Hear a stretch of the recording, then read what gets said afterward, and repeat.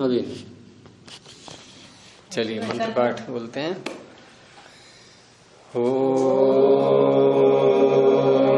सहनावतु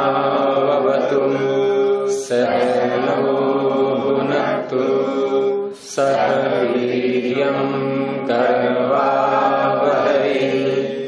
तेजस्विनावधीतमस्तु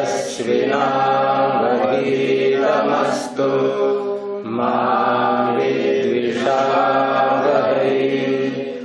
ओम शांति शांति शांति।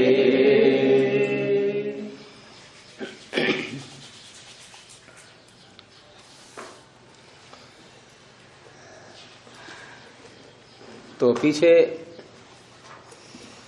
जिस सिद्धांत पर चर्चा हुई थी वो था प्रतितंत्र सिद्धांत।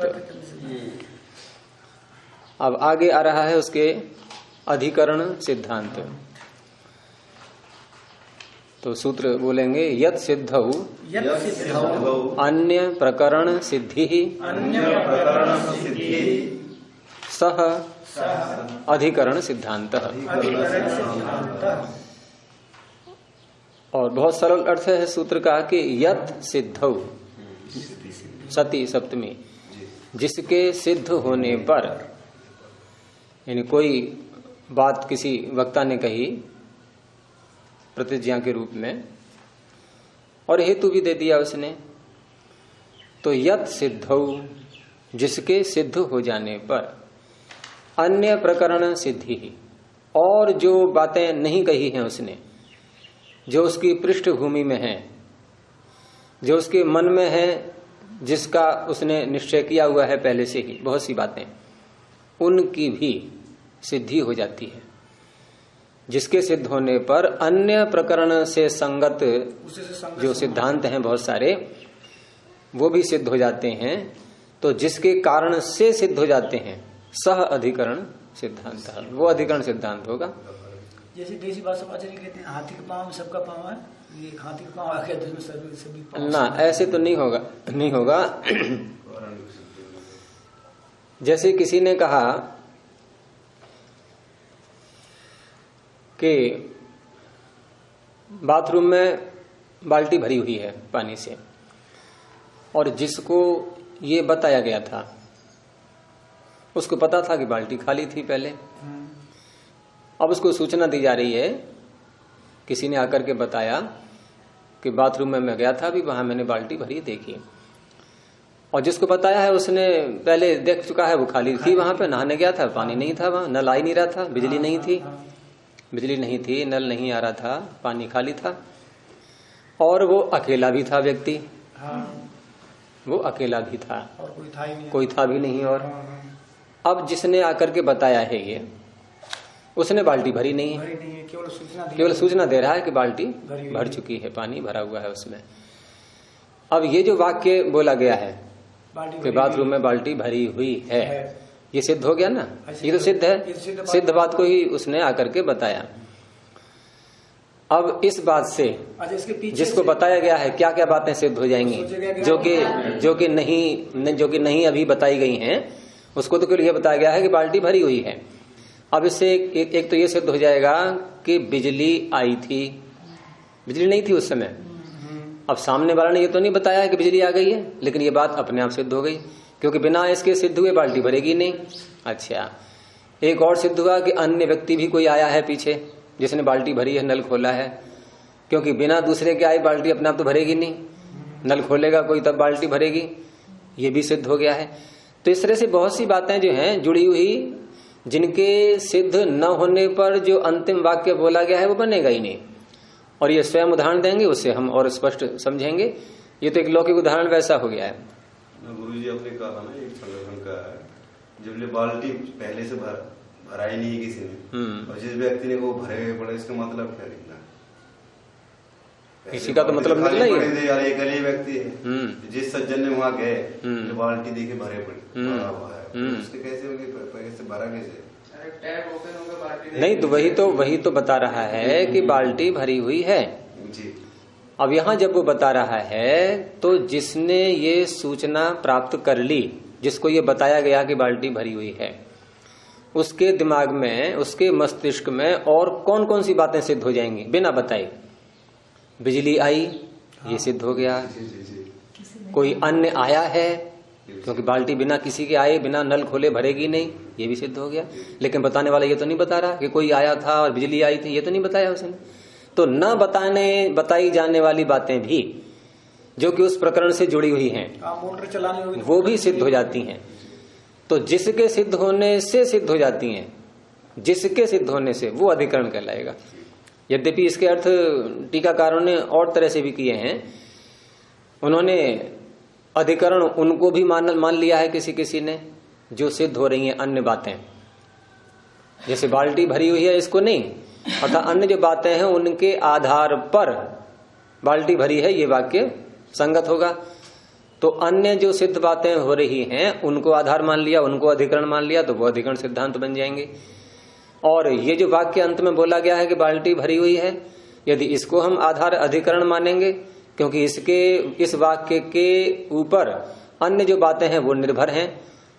अगर ये वाक्य न बोला जाता तो अन्य बातें सिद्ध हैं ये भी ज्ञान नहीं होता। अब सूत्रकार की दृष्टि से देखें, सूत्र रचना जो हो रही है तो सह जो आ रहा है इसमें एक वचन, सह अधिकरण सिद्धांत, तो सह एक वचन का ही है। ये किसकी ओर संकेत कर रहा है? जो अंत में एक वाक्य बोला गया है कि बाल्टी भरी हुई है। पीछे जो अन्य बातें सिद्ध हुई हैं वो अधिकरण नहीं, वो तो इस पर आधारित हैं, उससे अनुसंग इसको आधार माना गया है। अब देखिए इनका भाष्य कि यस्य अर्थस्य सिद्धौ, जिस अर्थ के सिद्ध हो जाने पर अन्य अर्था अनुषज्यन्ते, अन्य बहुत सारे अर्थ जुड़ जाते हैं, अनुशक्त हो जाते हैं, बिना जोड़े ही जुड़ जाएंगे, क्योंकि बिना उनके जुड़े ये वाक्य बनेगा ही नहीं। और उसको स्पष्ट किया कि न तैर बिना सह अर्थः सिद्ध्यति, तई ही बिना, ये तई ही बहुवचन हो गया, क्योंकि अन्य जो अनुशक्त बातें हैं वो बहुत सारी हो सकती हैं, तो उनके बिना सह अर्थः, वह अर्थ जो अंत में बोला गया है सिद्ध के रूप में, वो नहीं सिद्ध हो पाएगा। सह अर्थः न सिद्ध्यति, वो सिद्ध नहीं हो सकता। तो ते अर्था, वो जो बहुत सारे अर्थ हैं जो अनुशक्त हैं, वो यद अधिष्ठाना, जिस पर आश्रित हैं, जो उनका अधिष्ठान है, सह अधिकरण सिद्धांत, वो अधिकरण सिद्धांत होगा। यहां भी एक वचन का ही प्रयोग है, इनके भाष्य में भी ये भी वैसा ही स्वीकार कर रहे हैं। अब दृष्टांत इन्होंने दिया है अपना कि यथा जैसे देहेंद्रिय व्यतिरिक्तो ज्ञाता, देहेंद्रिय व्यतिरिक्तो ज्ञाता, देह और इंद्रिय से अतिरिक्त, व्यतिरिक्त का अर्थ उससे पृथक, अलग एक ज्ञाता है, जानने वाला है। ज्ञाता कह लें, आत्मा कह लें, आत्मा उसी को कह रहे हैं ज्ञाता के लिए। तो ये क्या है? प्रतिज्ञा। ये अनुमान प्रमाण का जैसे प्रयोग करेंगे तो ये वाक्य क्या बन गया? प्रतिज्ञा। क्या प्रतिज्ञा की उसने? कि देह और इंद्रिय से आत्मा अतिरिक्त है, देह और इंद्रिय से अतिरिक्त आत्मा की सत्ता है। अब जब प्रतिज्ञा बोली है तो इसका हेतु बोलना पड़ेगा।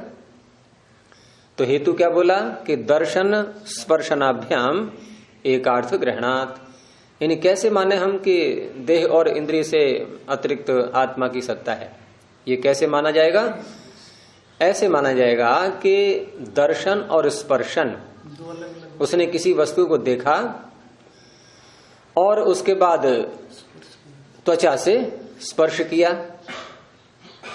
देखा और स्पर्श किया, तो देखने वाली इंद्रिय भिन्न, स्पर्श करने वाली इंद्रिय भिन्न, और इन दोनों से, इन दोनों गुणों से, दोनों ज्ञानों से एक अर्थ का ग्रहण हुआ है, एक वस्तु का। ऐसा नहीं है कि देखा किसी और को है, छुआ किसी और को है। जिसको देखा उसी को छुआ, तो जिसको देखा उसी को छुआ, ये दोनों इंद्रियां भिन्न भिन्न हैं। लेकिन इन दोनों इंद्रियों के ज्ञान को यदि जोड़ने वाला प्रतिसंधाता कोई नहीं है अतिरिक्त, और वो भी इन इंद्रियों से अतिरिक्त होना चाहिए। अगर इंद्रियां ही ज्ञाता है तो ठीक है, नेत्र ने देखा है तो नेत्र ज्ञाता है उसका, और वो बात समाप्त हो गई। और उसके बाद दर्शन स्पर्शन जिसने त्वचा ने किया है वो अलग ज्ञाता है, तो उसने जान लिया, ठीक है। दोनों को एक साथ नहीं। तो यहां दोनों अलग अलग हो गए। जैसे दो मनुष्य यदि ऐसा कर रहे हैं अपना अपना कि एक व्यक्ति तो देख रहा है और दूसरा छू रहा है, तो दोनों के ज्ञान अलग अलग हैं। आपने किसी अन्य वस्तु को देखा, इन्होंने किसी अन्य वस्तु को छुआ है। अब यहां पर एक अर्थ ग्रहणात एक अर्थ का ग्रहण है, ये संभव हो पाएगा कि वही है जिसको छुआ था, जिसको देखा था वही छुआ जा रहा है, ये ज्ञान संपन्न हो पाएगा अगर दो व्यक्ति पृथक पृथक हैं तो ऐसे ही ये दो इंद्रियां यदि इनकी सत्ता ज्ञाता के रूप में है कि नेत्र भी जानने वाला है, उसने रूप को जान लिया, देख लिया, त्वचा भी जानने वाली है, उसने स्पर्श को जान लिया, और अन्य कोई प्रतिसंधाता है नहीं, तो फिर एकार्थ दर्शन का जो ज्ञान है कि जिसको छुआ था, जिसको देखा था उसी को छू रहा हूं, ये जो दर्शन हुआ ये संभव नहीं हो सकता। ये संभव तभी हो पाएगा जब हम ये माने कि इन दोनों के ज्ञानों को जोड़ने वाला कोई एक है अलग, और इनसे अलग भी है वो, तो वो है ज्ञाता है। नहीं, मन तो साधन बन रहा है, वो चीज अलग रही, लेकिन ये जो ज्ञानों को जोड़ने का कार्य है दोनों का, ये मन नहीं करेगा। मन तो चक्षु ने जो देखा उसकी सूचना पहुंचा दी वहां तक, त्वचा ने स्पर्श किया उसकी सूचना पहुंचा दी वहां तक, बस मन का कार्य पूरा हुआ। अब मन का कार्य पूरा होने के बाद इन दोनों ज्ञानों का जिसको ज्ञान हुआ है, इन दोनों ज्ञानों का जिसको ज्ञान हुआ है वो एक है, और वो एक है तब कह पाएगा कि देखो जिसको देखा था उसी को छू रहा हूं, ये वाक्य बनेगा ही तभी। तो इस तरह से ये प्रतिज्ञा और हेतु ये दोनों मिलकर के, और मुख्य रूप से हेतु यहां पर ये जो हेतु कहा गया है कि दर्शन स्पर्शनाभ्याम एकार्थ ग्रहणात्, अब इससे अन्य क्या क्या बातें सिद्ध होंगी वो दिखा रहे हैं आगे। अब ये तो मुख्य बात हो गई। अब ये तो यह है कि यत सिद्धौ, यहां तक पूरा हो गया ये कि जिसके सिद्ध होने पर क्या सिद्ध हो गया कि देह और इंद्रिय से अतिरिक्त आत्मा है, क्योंकि दर्शन और स्पर्शन से एक अर्थ का ग्रहण हुआ है। अब इसके पीछे अन्य कौन कौन सी बातें सिद्ध हो जाएंगी जो कि जिनको सिद्ध करने के लिए हमें कोई प्रयास नहीं करना होगा। तो इससे ये भी होता है कि कोई वक्ता कोई बात कह रहा है, और यदि इस शैली को हम ठीक प्रकार से समझ लेते हैं तो उस वक्ता की अन्य मान्यताएं कौन कौन सी हैं, हाँ, वो स्पष्ट उनका पता लग जाएगा। तुरंत पता लग जाएगा। और उन मान्यताओं को हम उसके सामने कह सकते हैं कि देखो आप ये वाक्य तभी बोल पाएंगे, तभी बोल पा रहे हैं कि आप ऐसा भी मानते हैं। ऐसा मानते हैं, वो कहेगा नहीं मैं ऐसा तो नहीं कहा था मैंने, वो भले ही कहे ऐसा नहीं कहा, तो हम कहेंगे यदि ऐसा आप नहीं मानोगे तो ये वाक्य आपका बनेगा ही नहीं, ये वाक्य आपका बनेगा ही नहीं। जैसे कोई कहे कि मैंने भोजन कर लिया तो भोजन कर लिया है तो इसका अर्थ है भोजन पक्का भी था पहले। हाँ, वो पता भी था। वो कहेगा मैंने ऐसा तो नहीं कहा था कि पक्का था भोजन बिना कहे कि मैं दिल्ली से आ गया, तो दिल्ली से आ गया ठीक है, इसका अर्थ है कि तुमने किसी साधन का प्रयोग किया है यात्रा के लिए। वो कहेगा वैसा तो नहीं कहा मैंने, तो भले ही न कहो। तो बहुत सी बातें बिना कहे सिद्ध हो जाती हैं, इन्हें कहते हैं अधिकरण सिद्धांत। अधिकरण सिद्धांत वो बनेगा जो अंत में वाक्य बोला गया है, वो तो बनेगा आधार उसका, और उस आधार पर बहुत सी बातें सिद्ध होने लगती हैं। आधार वाक्य से संबंधित जो पीछे वाली बातें बिना कहे जा रही है। तो दर्शन स्पर्शनाभ्याम एकार्थ ग्रहणात्। अब उसमें अन्य अनुषंगी कौन कौन से जुड़ रहे हैं, तो इसमें क्रम से इन्होंने गिनाई है कि अत्र अनुषंगिणो अर्थः, ये श के आगे आ की मात्रा हटा लेना। अनुषंगिणो अर्था, अर्थात यहां पर अनुषंगी उसके साथ में जुड़ने वाले वो अर्थ वो विषय कौन कौन से हैं। तो सबसे पहले इंद्रिय नानात्वम, एक तो ये बात सिद्ध होगी, इसमें कॉमा लगा लीजिए आगे, इंद्रिय नानात्वम, जितने हैं उनके आगे कॉमा लगाते जाना, सब संख्या तभी पता लगेगी। तो इंद्रिय नानात्वम, इंद्रियों का भिन्न भिन्न होना, जबकि वक्ता ने ऐसा नहीं कहा है। वक्ता ने ये नहीं कहा है कि इंद्रियां भिन्न भिन्न होती हैं, वो तो ये कह रहा है कि देह और इंद्रिय से अतिरिक्त आत्मा है, यही तो कह रहा है वो। और दर्शन स्पर्शन से एक अर्थ का ग्रहण हो रहा है, ये कह रहा है बस, उसका हेतु दे दिया। लेकिन उसने ये नहीं कहा है कि इंद्रियां भिन्न भिन्न होती हैं, अलग अलग होती हैं। लेकिन ये बात यदि स्वीकार न की जाए कि इंद्रियां भिन्न भिन्न हैं, अर्थात इंद्रिय एक है ऐसा माना जाए, यानी जिस इंद्रिय ने देखा उसी इंद्रिय ने छुआ, ठीक है, जिस इंद्रिय ने देखा और उसी इंद्रिय ने छुआ, ऐसा यदि मान लें हम, तो यहां पर दर्शन स्पर्शनाभ्याम एकार्थ ग्रहणात एक पदार्थ का ग्रहण होगा, ये वाक्य बनेगा ही नहीं फिर। और इनसे अतिरिक्त आत्मा कोई है जो बताया जा रहा है कि ज्ञाता इनसे भिन्न है, तो ज्ञाता भिन्न है इसका अर्थ है कि जिस इंद्रिय ने देखा है उसके विषय को भी ज्ञाता ने जान लिया, और जिस इंद्रिय ने छुआ है उसके विषय को भी ज्ञाता ने जान लिया। और यदि हम दोनों जो विषय हैं दर्शन और स्पर्शन, इनको एक ही इंद्रिय के द्वारा ग्रहण किया हुआ यदि स्वीकार कर लेते हैं, तो फिर ज्ञाता अतिरिक्त क्यों मानेंगे हम? हाँ, वो इंद्रिय ही ज्ञाता हो जाएगी फिर, इंद्रिय ज्ञाता हो जाएगी। और तो एकार्थ ग्रहण शब्द ये निरर्थक हो जाएगा बोलना।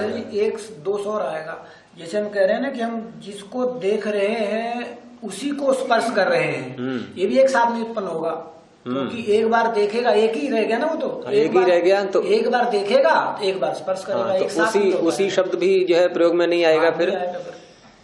तो यहाँ पर इस वाक्य से ये सिद्ध हो रहा है कि दर्शन वाली इंद्रिय अलग है और स्पर्शन वाली अलग है।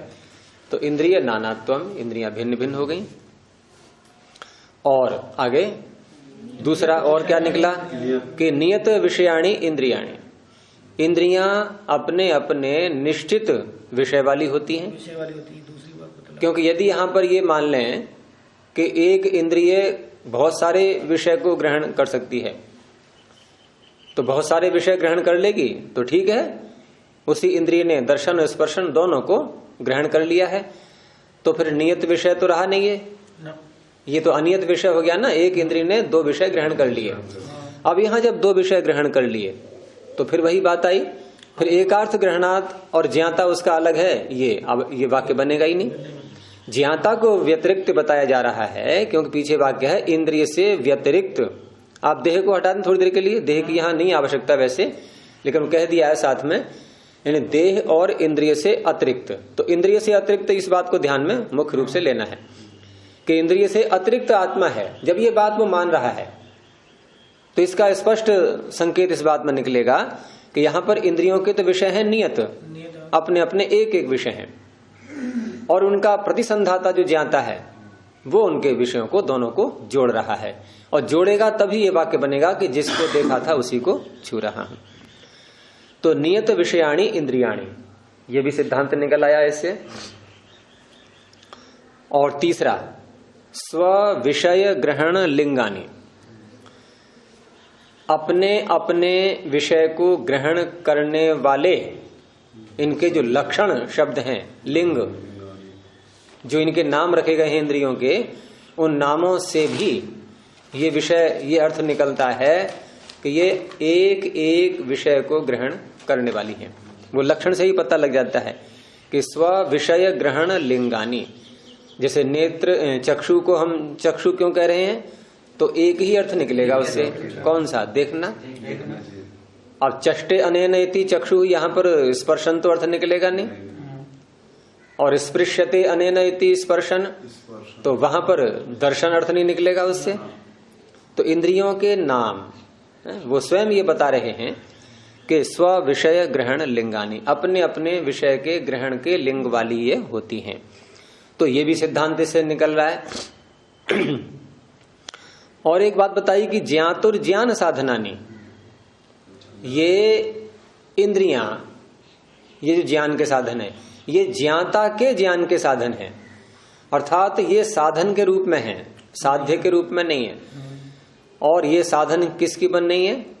ज्ञाता की, और ज्ञाता की भी किस विषय की साधन बन रही है? ज्ञान की साधन। तो ज्ञातुर ज्ञान साधना नहीं, क्योंकि यदि ये साधन न माने, हम ज्ञान के साधन न माने इन इंद्रियों को, तो ज्ञाता के अंदर ये अनुभूति हो जाएगी कि जिसको देखा मैं उसी को छू रहा हूं, क्योंकि इंद्रियों ने बताया ही नहीं उसको, इंद्रियों के द्वारा उसने जाना ही नहीं। तो जो जाना ही नहीं, तो जिसको देखा उसी को छू रहा हूं, ये दर्शन स्पर्शनाभ्याम एकार्थ ग्रहणात् ये हेतु संपन्न नहीं हो सकता। ये हेतु ये बता रहा है कि इंद्रियां ज्ञान के साधन के रूप में कार्य कर रही हैं। अगर स्वयं इंद्रियां जानने लगे तो फिर आत्मा ज्ञाता उसका अलग से ये नहीं कहा जाएगा। तो इंद्रियां ज्ञान के साधन हैं, ज्ञाता के ज्ञान के साधन हैं, ये भी इससे सिद्ध हो गया। कितने हो गए? 4 हो गए। अब 5वां कि गंधादि गुण व्यतिरिक्तम द्रव्यम। द्रव्य ये गंध आदि जो गुण हैं, ये गंध इन्होंने ले लिया, जबकि यहाँ प्रकरण चल रहा है दर्शन और स्पर्शन यानी कि रूप और स्पर्श का। लेकिन जब गुण गिनते हैं हम प्रारंभ में, तो गंध से ही प्रारंभ करते हैं। सबसे पहला जो पृथ्वी है उसका गुण गंध है, तो गंध आदि कहने से ये भी आ गए, रूप और स्पर्श भी आ गए। तो गंध आदि गुणों से अतिरिक्त द्रव्य होता है, ये भी सिद्ध हो रहा है इससे। कैसे? कि यदि रूप एक पृथक द्रव्य होता और स्पर्श एक पृथक द्रव्य होता, अगर इनको दोनों को अलग मान लें तो एकार्थ ग्रहणात् ये एक शब्द का प्रयोग हो जाएगा। फिर एक शब्द का प्रयोग ये बता रहा है कि गंध गुण से अतिरिक्त एक द्रव्य है और उसी द्रव्य में स्पर्श गुण भी है। ये सिद्ध हो रहा है कि नहीं? अगर यहां पर रूप वाले द्रव्य को, रूप को हम अलग मान लें और स्पर्श को अलग स्वीकार कर लें, किसी एक पदार्थ को, एक तत्व को स्वीकार न करें कि रूप वाला तत्व अलग है, स्पर्श वाला तत्व अलग है। तत्व मत बोलो आप, सीधे रूप को द्रव्य ही मान लो। हम गुण शब्द नहीं बोलेंगे कि रूप एक द्रव्य पृथक है और स्पर्श द्रव्य पृथक है। तो एकार्थ ग्रहणात् एक शब्द कैसे प्रयोग करेंगे? 2 हो गए फिर तो ये।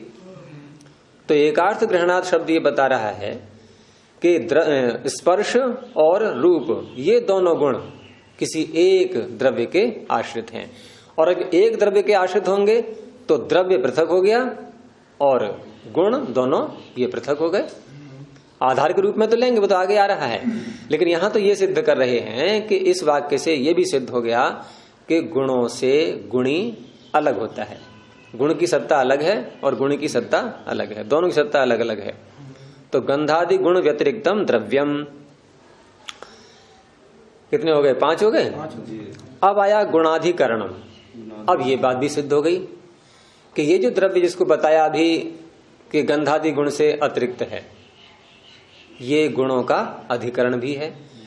यदि गुणों का अधिकरण द्रव्य को न माना जाए और गुण से, द्रव्य से बिल्कुल अलग कर दें गुण के लिए, तो एकार्थ ग्रहणात् बनेगा शब्द। यानी कि रूप गुण अलग है और किसी द्रव्य में नहीं रहता, तो ठीक है, ज्ञाता ने देख लिया। और स्पर्श गुण अलग है, किसी द्रव्य में नहीं रहता, तो स्पर्श अलग ही तो हुआ और रूप अलग हो गया, दोनों गुण अलग अलग हो गए और दोनों का ज्ञान ज्ञाता को हो रहा है। लेकिन वो दोनों गुण किसी द्रव्य में है ही नहीं, तो एकार्थ ग्रहणात् ये वाक्य बोला जाएगा कि एक अर्थ का ग्रहण हुआ है। वो एक कौन है फिर? जब रूप पृथक है, स्पर्श पृथक है गुण के रूप में, और गुणी कोई है नहीं, उनका अधिकरण कोई है नहीं जिसमें ये दोनों टिक जाएं, दोनों जाकर के मिलें, ऐसा अधिकरण कोई है नहीं, उसका आधार है ही नहीं कोई। तो एक शब्द कहाँ प्रयोग करेंगे हम? वो एक का ज्ञान किसका ज्ञान हुआ? यहाँ 2 का ज्ञान हुआ है फिर तो। लेकिन यहाँ जब वाक्य बोला जा रहा है कि एकार्थ ग्रहणात्, इसका अर्थ है कि ये दोनों गुण किसी एक में हैं, और एक में हैं तो उसे क्या कहेंगे हम? गुणों का अधिकरण। तो गुणाधिकरणम ये भी सिद्ध हो गया। अब कितने 6 हो गए? अब एक 7वां और है कि अनियत विषयाश्चेतना। चेतन जो हैं, ज्ञाता जितने भी हैं, बहुवचन का प्रयोग किया है, ये कैसे होते हैं? अनियत विषय, अर्थात ये निश्चित एक विषय को जानने वाला नहीं होता है। ज्ञाता अनियत विषय वाला होता है, वो बहुत सारे विषयों को जान सकता है। कोई सीमा नहीं है उसकी कि एक विषय का ही, जैसे इंद्रियां कैसी हैं, नियत विषय वाली, एक एक विषय का ही साधन बनेंगी वो जानने के लिए, लेकिन जानने वाला ये अनियत विषय है। तो ये कैसे सिद्ध हो गया?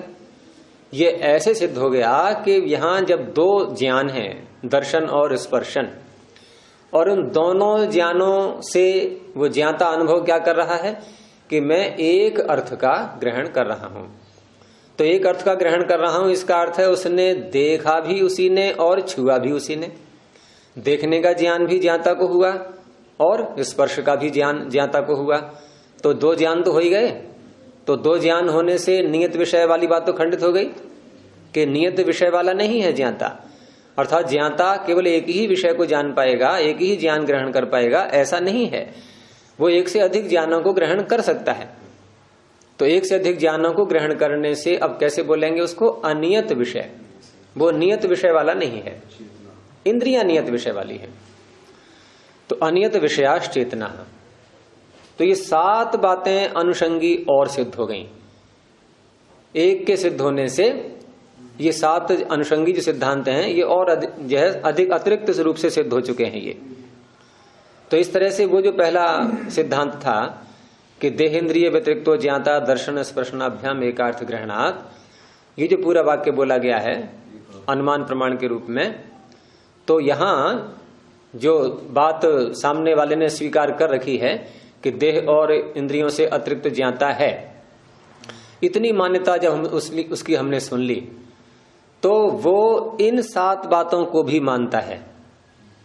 ये अन्य 7 सिद्धांत हैं, इनको भी स्वीकार कर रहा है वो, ये सिद्ध स्वयं हो गया।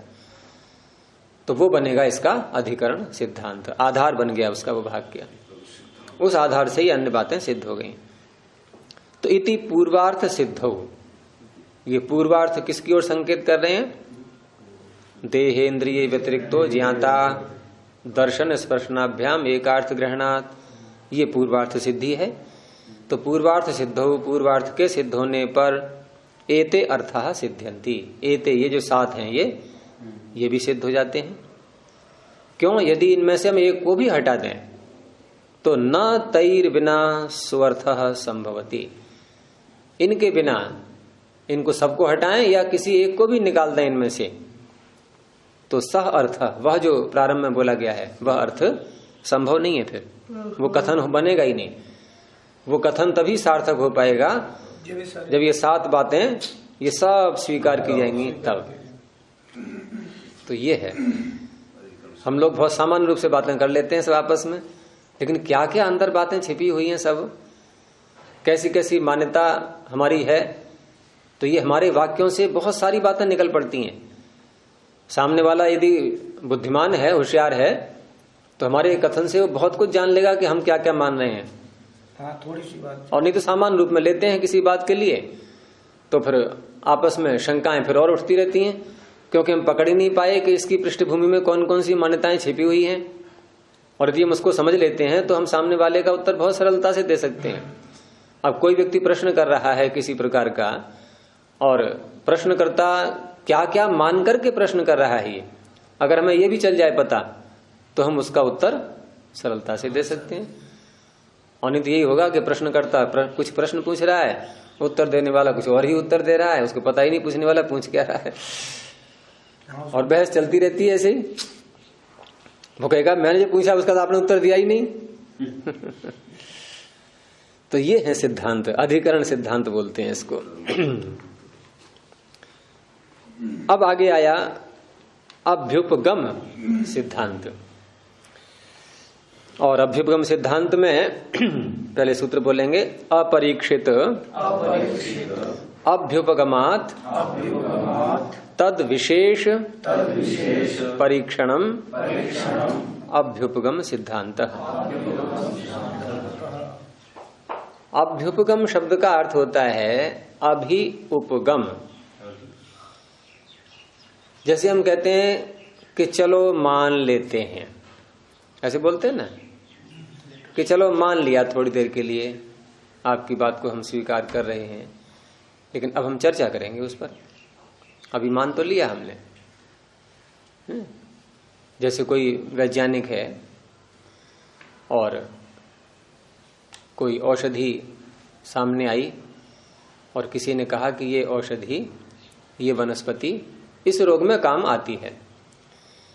अब जब ऐसा बताया गया तो परीक्षण करने वाला यूं तो नहीं स्वीकार कर लेगा उसके कहने मात्र से। किसी ने कह दिया कि ये औषधि इस रोग में काम आती है, तो इतने कहने मात्र से जो परीक्षक है, जो वैद्य है, जो वैज्ञानिक है, वो इतने कथन मात्र से ऐसे स्वीकार नहीं करेगा। लेकिन अब वो परीक्षण तो करेगा, लेकिन परीक्षण करने से पहले जो बात उसके सामने रखी गई है कि ये औषधि, ये वनस्पति इस रोग के लिए लाभदायक है, ये तो वाक्य मानेगा ना पहले।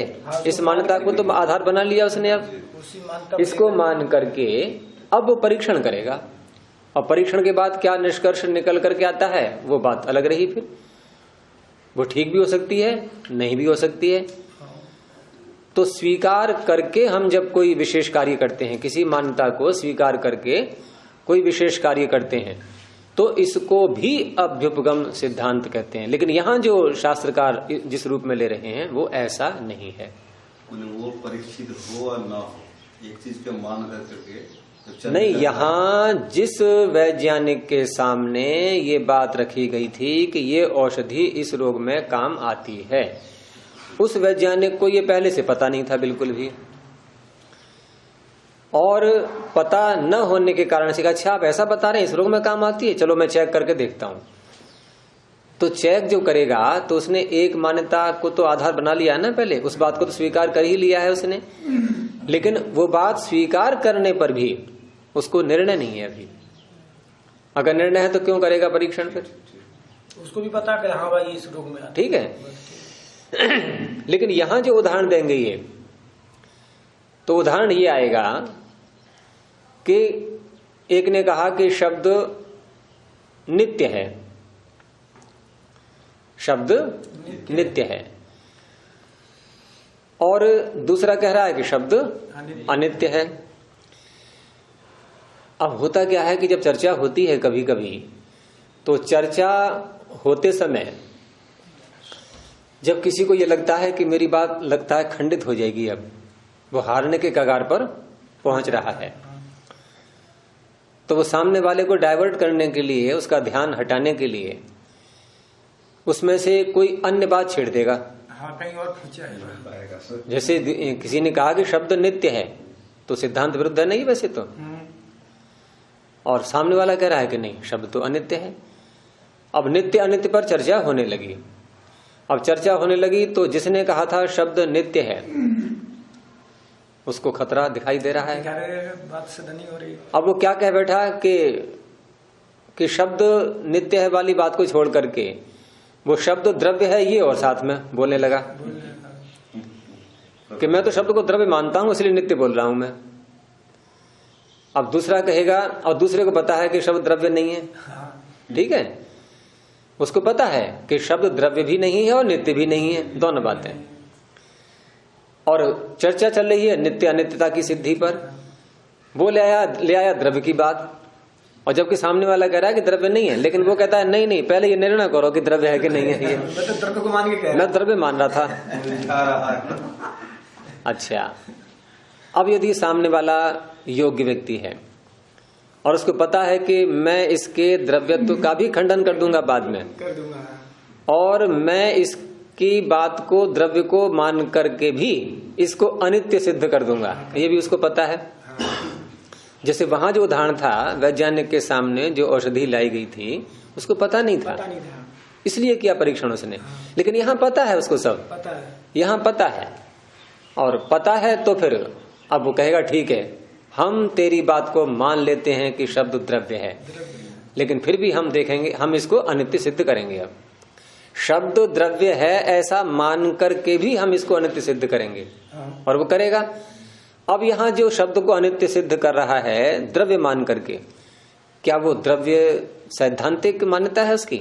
नहीं है, लेकिन वहां उसने मान ली क्योंकि सामने वाले की जिद थी, और उसको पता था कि चाहे ये द्रव्य माने या न माने, और मेरे पास इतना ज्ञान है कि मैं इसको अनित्य सिद्ध करके रहूंगा। चर्चा आगे बढ़ने नहीं देता ना, द्रव्य पे अटका दी थी। अगर द्रव्य को ना स्वीकार करता तो चर्चा ही आगे नहीं बढ़ पाती। अब वो चर्चा को रोकने के द्रव्य आगे द्रव्य बात को उठा लाया ये। उसने कहा ठीक है चल तू द्रव्य ही मान ले, लेकिन बात तो नित्य था, नित्य मानने के बाद तेरे बाद खंडन करूंगा। हाँ, जैसे लौकिक उदाहरणों में बहुत सी ऐसी बातें होती हैं कि कोई व्यक्ति जो है वो किसी से झगड़ा कर रहा है, दोनों झगड़ रहे हैं आपस में। अब झगड़ रहे हैं तो वो एक व्यक्ति हारने लगा, उसमें कुश्ती में एक व्यक्ति हारने लगा।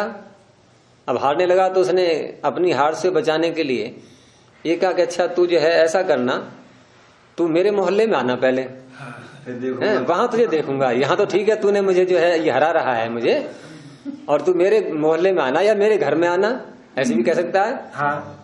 क्योंकि घर में सब शेर बनी जाते हैं। उसने कहा मेरे मोहल्ले में आके देख, तब तुझसे निपटूंगा। अब यहाँ पर जिससे कहा जा रहा है ये, अगर उसको अपनी शक्ति पर निश्चय है, विश्वास है, वो कहेगा ठीक है चल मैं तेरे घर पर ही आकर के तुझे पीटूंगा, तेरे मोहल्ले में ही आकर के पीटूंगा। और कभी कभी उल्टा ही पड़ सकता है, वो भी संभव है। लेकिन उसको दृढ़ विश्वास यदि है और वो ये स्वीकार कर रहा है उसके चैलेंज के लिए, चुनौती के लिए, तो वहां भी जा सकता है वो। तो ये जो उसने बात मान ली उसकी कि चल तेरे घर पर ही आकर के मैं तेरे से झगड़ा करूंगा, तुझे हराऊंगा, तो इसे कहेंगे अभ्युपगम सिद्धांत। तो ऐसे ही वाद विवाद में होता है। अब सूत्र के शब्दों को देखें कि अपरीक्षित, जिसका अभी परीक्षण नहीं किया गया है, अर्थात जो अनिर्णीत है। जैसे शब्द द्रव्य है या गुण है, ये चर्चा नहीं हो रही थी वहां। शब्द नित्य है या अनित्य है, ये चर्चा हो रही थी। लेकिन बीच में उसने शब्द के द्रव्य की बात उठा दी, तो वो है अभी अपरीक्षित, और उसका कर लिया अभ्युपगम स्वीकार। अपरीक्षित को स्वीकार कर लिया गया। तो अपरीक्षित अभ्युपगमात, अनिर्णीत को स्वीकार करने से करके तद विशेष परीक्षणम, अब उसकी विशेष परीक्षा करना। विशेष परीक्षा करना किसकी? जिस पर चर्चा चल रही है, जैसे शब्द की नित्यता और अनित्यता, उसकी चर्चा चल रही है। और इस चर्चा में एक अपरीक्षित को और सामने स्वीकार कर लिया है हमने, शब्द की द्रव्यत्व या गुणत्व उसका, इसको और स्वीकार कर लिया। बीच में परीक्षा चल रही है उसी की, नित्यता की अनित्यता की। तो तद विशेष परीक्षणम, ऐसा जब करते हैं हम, तो उसे कहते हैं अभ्युपगम सिद्धांत। बीच में ही स्वीकार करने वाला सिद्धांत। ये सिद्धांत जो बार बार शब्द आ रहे हैं, इससे वो मत समझ लेना कि कोई तात्विक बात कही जा रही है। यहाँ सिद्धांत एक अन्य ही अर्थ में लेंगे इस शास्त्र में, यहाँ पर उसी प्रकार से। आप देखिए अर्थ को कि यत्र किंचित अर्थ जातम, जहां किंचित कोई, अर्थ जातम अर्थ का समूह, यानी बहुत सारे अर्थ हो सकते हैं उसमें। अपरीक्षितम, जो अभी अपरीक्षित हैं, उनके अभ्युपगम्यते, अभ्युपगम्यते, जहां जिस स्थान पर, जिस प्रसंग में, जिस चर्चा में, यत्र का तात्पर्य जिस चर्चा में किंचित अर्थ जातम अपरीक्षितम, कोई अपरीक्षित अनिर्णीत अर्थ अभ्युपगम्यते स्वीकार कर लिया जाता है। उदाहरण दे दिया जैसे कि अस्ति द्रव्यम शब्द, इसको इन्वर्टेड कॉमा में कर लीजिए। अस्ति द्रव्यम शब्द, शब्द द्रव्य है, ये स्वीकार कर लिया। अब सतु नित्यो अथ अनित्य इति, वो नित्य है या अनित्य है, ये चर्चा करनी है अब। लेकिन अस्ति द्रव्यम शब्द है, ये बात कब स्वीकार की गई थी? जब सामने वाले ने अपना पैंतरा बदल करके नित्य अनित्य पर चर्चा हो रही थी, और बीच में वो द्रव्यत्व को और ले आया कि द्रव्य, शब्द द्रव्य है, पहले इससे निपट लो। उसने कहा कि हम निपटेंगे नहीं, बल्कि हम तेरी बात को ही मान लेंगे। वो ये कह रहा था कि शब्द द्रव्य है या गुण है, पहले इससे निपट लो। और उसने अपनी मान्यता बता दी कि मैं शब्द को द्रव्य मानता हूँ, इसीलिए मैं कह रहा हूं। अब सामने वाला पहले छुपा थोड़ी देर के लिए, ये बीच में कहाँ अड़ंगा इसने अड़ा दिया है, शब्द को द्रव्य भी कहने लगा ये। लेकिन उसको पता है कि ये द्रव्य भी कहेगा, तब भी मैं इसको अनित्य सिद्ध कर दूंगा, क्योंकि उसके पास हेतु है, उत्पत्ति वाला हेतु है उसके पास में। अरे द्रव्य मानेगा, द्रव्य भी तो उत्पन्न हो रहा है, तो उत्पन्न और शब्द उत्पन्न होता है, ये सामने वाला भी स्वीकार कर रहा है, वो तो मान रहा है वो। तो अस्ति द्रव्यम शब्द है, ये जो उसने थोड़ी देर के लिए मान लिया है और उसको मान करके अब चर्चा हो रही है कि सतु नित्य अथवा अनित्य इति। तो यहां द्रव्यस्य सतः, द्रव्य की विद्यमानता को स्वीकार करते हुए नित्यता अनित्यता व तद विशेष परीक्षते, उसकी नित्यता और अनित्यता ये है विशेष। सूत्र में जो आया ना तद विशेष परीक्षणम, उसका अर्थ कर रहे हैं कि तद विशेष ये है विशेष। द्रव्य है या गुण है ये विशेष नहीं, नित्यता और अनित्यता ये विशेष है, ये परीक्षते, इसकी परीक्षा की जा रही है। तो सह अभ्युपगम सिद्धांत, वह अभ्युपगम सिद्धांत कहलाएगा। और ये बात कब कही जाती है, तो स्वयं बता रहे हैं ये कि स्वबुद्धि अतिशय चिख्या पैशया, अपने बुद्धि के अतिशय को स्वीकार करते कि मेरी बुद्धि अधिक है तेरी अपेक्षा है, अपनी बुद्धि की अधिकता को, अतिशय को, चिख्या पैशया दूसरे को बताने की इच्छा से कि चल तू जैसा जैसा कहता जाएगा मैं वैसा वैसा मानता जाऊंगा, लेकिन जो मुख्य बात है वो मैं सिद्ध करके रहूंगा। तू चाहे शब्द को द्रव्य मान ले, कुछ भी मान ले, लेकिन अनित्य है ये मैं सिद्ध कर दूंगा। इतने में मेरे पास इतनी बुद्धि है, तो अपनी बुद्धि के अतिशय को दूसरे के लिए बताने की इच्छा से।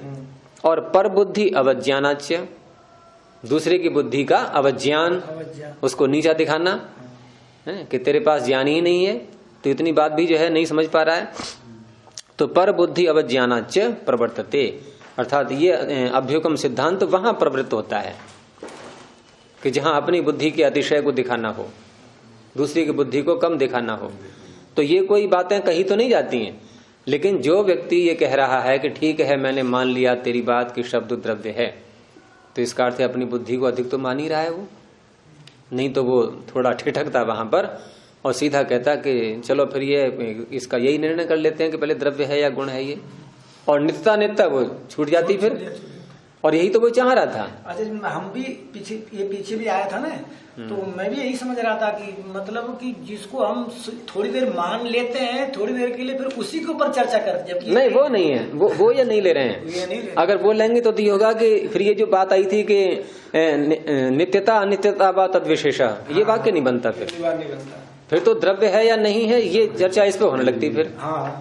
तो इस तरह से नहीं लिया है इन्होंने ये विशेष है। वैसे लोक में जो आप कह रहे हैं, लोक में तो वो बात चलती है बहुत जगह। लोक में जो है कि सामने वाले आपस में बातें कर रहे हैं और सामने वाले ने जो है वो कोई बात कही है, तो ठीक है चलो इस पर चर्चा कर लेते हैं, पहले वाली बात में कर लेंगे। तुम्हारी बात हम मान लेते थोड़ी देर के लिए, लेकिन हम देखते हैं कैसे है ये। तो चर्चा करने लगे। तो ये भी अर्थ वैसे कुछ टीकाकार निकाल लेते हैं, इससे आपत्ति उसमें भी नहीं है कोई, लेकिन इन्होंने जो वात्स्यायन लिया है वो इस तरह से लिया है।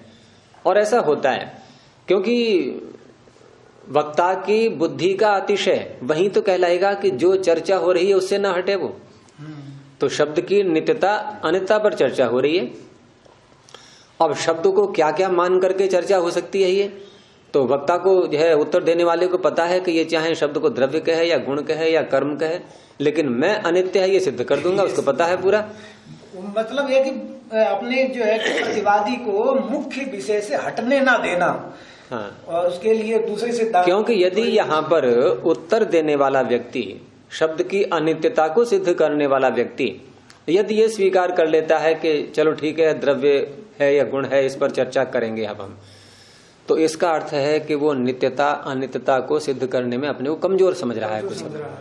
जब यहाँ ये कह रहे हैं कि स्वबुद्धि अतिशय चिख्या पैशया, तो इसका तात्पर्य है कि शब्द की नित्यता अनित्यता सिद्ध करना ही है उसको।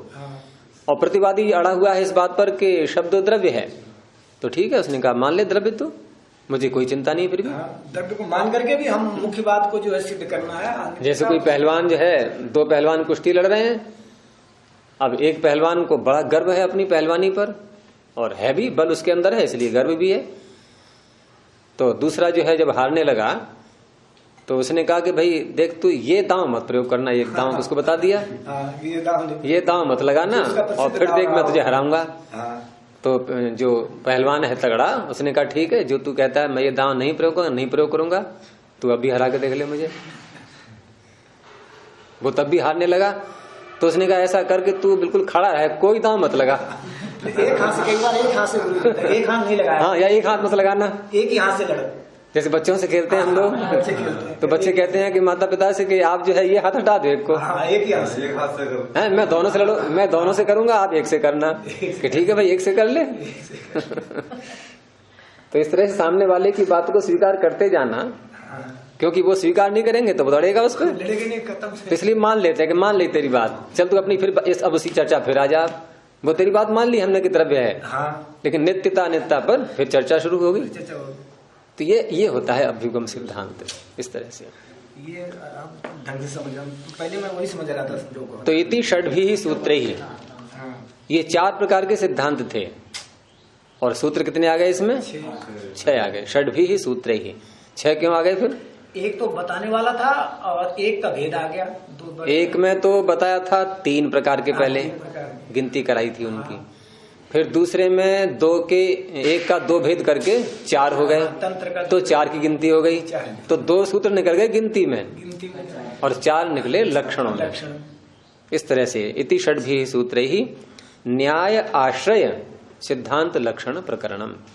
न्याय आश्रय, न्याय का अर्थ यहाँ पर अनुमान प्रमाण, और ये जो सिद्धांत हैं ये अनुमान प्रमाण के आश्रय हैं, यानी अनुमान प्रमाण में इनका प्रयोग होता है, अनुमान प्रमाण में ये आधार बनते हैं, ये आश्रय बनते हैं। तो इनका जो है ये यहाँ पर लक्षण पूरा हुआ। अब आगे न्याय प्रारंभ हो रहा है, यानी न्याय दर्शन अब चलेगा। अब तक क्या चल रहा था? लक्षण वगैरह चल रहे थे, क्योंकि न्याय का अर्थ है अनुमान, तो अनुमान प्रमाण अब चलेगा। अनुमान के अवयवों की अब व्याख्या, लक्षण उसके आएंगे। तो इसलिए जो है परीक्षण अब शुरू होने वाला है। हाँ, वो अलग अर्थ है उसका, लेकिन न्याय शब्द अकेले जो प्रयोग करते हैं कहीं कहीं, इन्होंने कई बार किया है, तो वो अनुमान प्रमाण के लिए भी प्रयोग करते हैं न्याय। तो इसको यहीं समाप्त करते हैं। प्रणव ध्वनि। ओ